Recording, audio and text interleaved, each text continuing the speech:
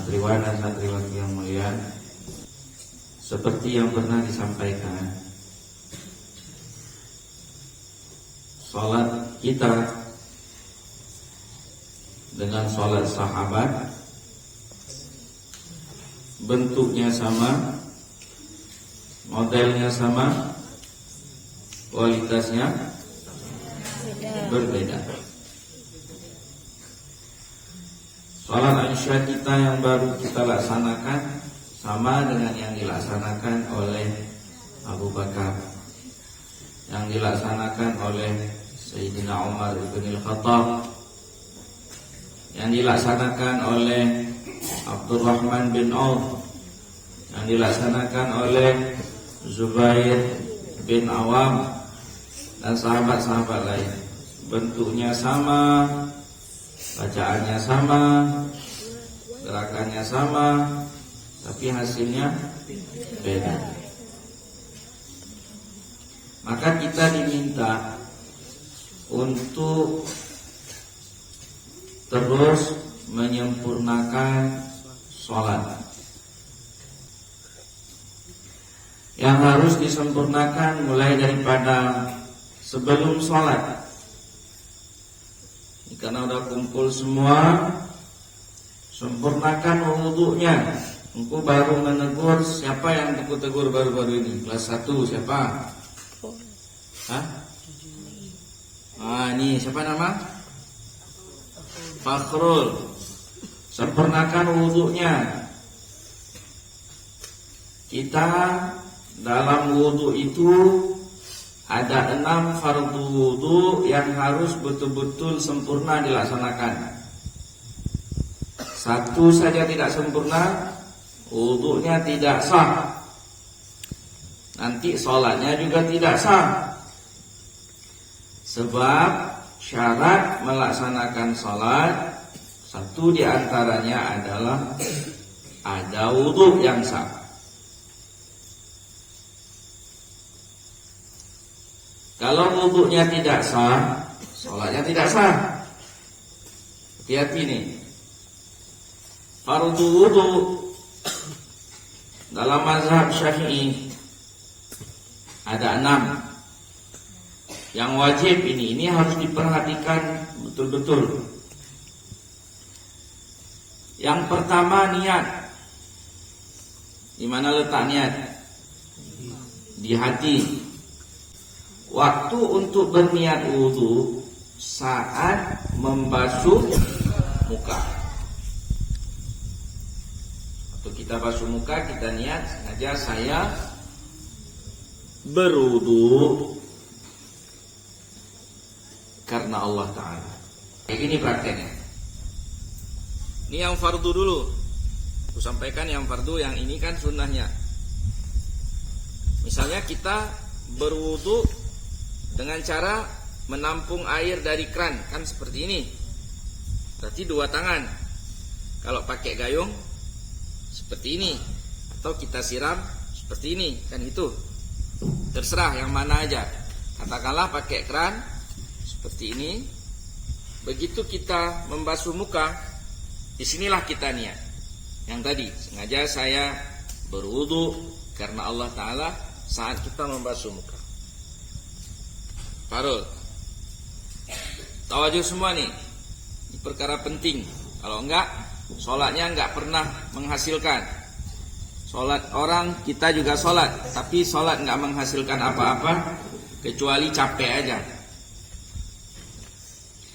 Ini muka, membasuh muka, ini fardu wudu. Yang dianggap batasan muka ini harus kena semua.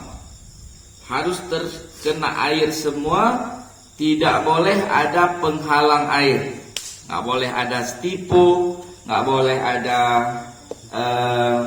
tinta, nggak boleh ada lem, nggak boleh. Di batasan wajah semua. Yang mana wajah yang wajib terkena air? Mulai dari tempat tumbuh rambut. Pada kebiasaan, tempat tumbuh rambut pada kebiasaannya ini, apa namanya, dahi ya. Kan ada juga orang yang tumbuh rambutnya sampai di tengah, itu bukan hitungan seperti itu. Makanya bahasanya tempat tumbuh rambut di kening pada kebiasaan umumnya orang, seperti ini. Ini dari tempat tumbuh rambut atas sampai sini, dagu nih sampai ke bagian bawah terus nih. Kan kalau perempuan pakai mukenanya di sini, dagunya harus tertutup nih, jangan pakai di sini. Ini kalau ke mukena, tapi kita pembahasannya wudu dulu. Ini dari sini sampai ke ujung dagu, ke bawahnya harus kena nih. Patokannya di tempat tumbuh jenggot nih. Kalau model lebarnya ini kan versi panjangnya, versi lebarnya ini ada apa namanya nih, anak kuping nih yang menonjol nih. Nah, sampai sebelah sini. Ini harus kena semua. Jadi kalau kita basuhnya pakai tangan, dua tangan, mudah.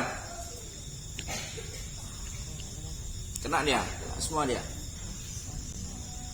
Jangan dikucek-kucek asal-asalan aja. Di sini kena, di sini enggak, nanti wudunya tidak sah. Pastikan air sampai ke semua batasan muka. Nah, ini pun di celah-celah mata pun kita harus mengusapnya dengan ujung jari.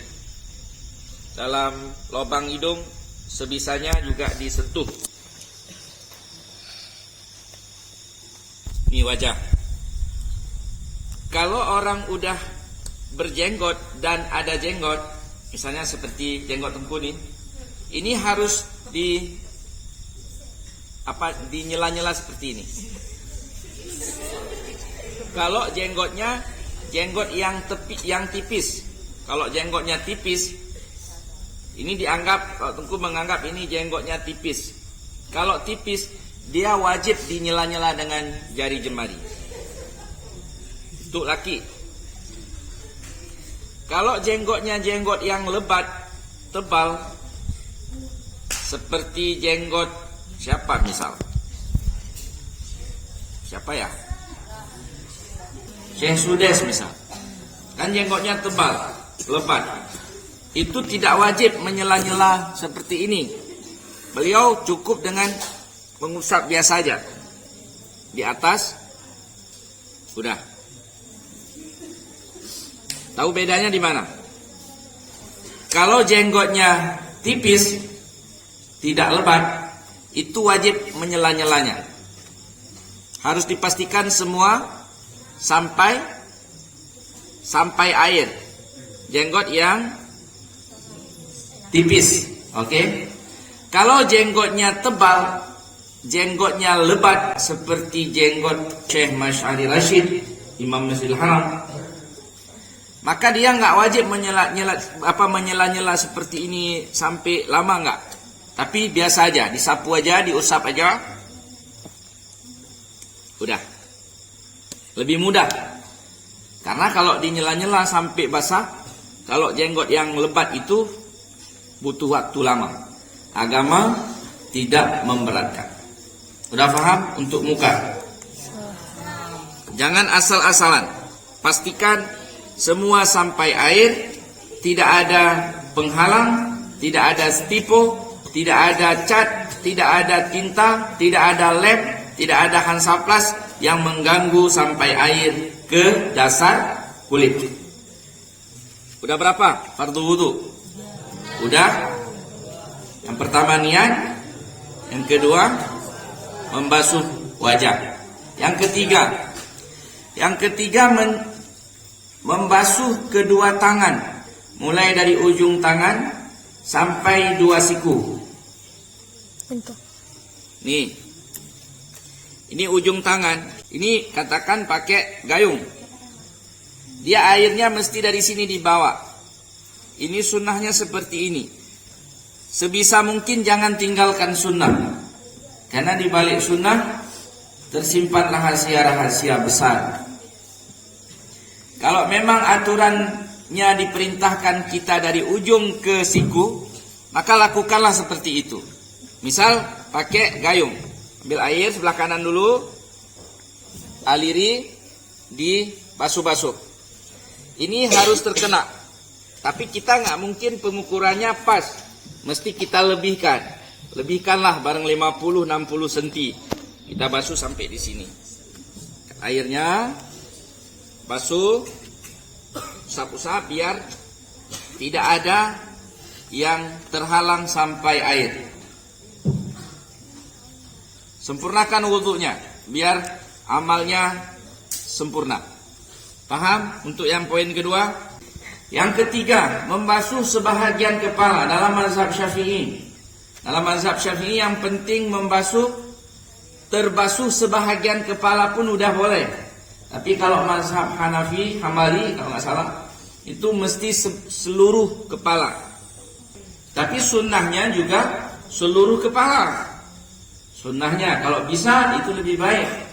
Tapi kalau nggak bisa sebagian kepala, di mana aja tersampaikan air, baik di sini kan biasa kita didahikan. Nah, tapi nggak mesti di sini. Yang penting dalam batasan kepala tempat tumbuh rambut ini dimanapun boleh.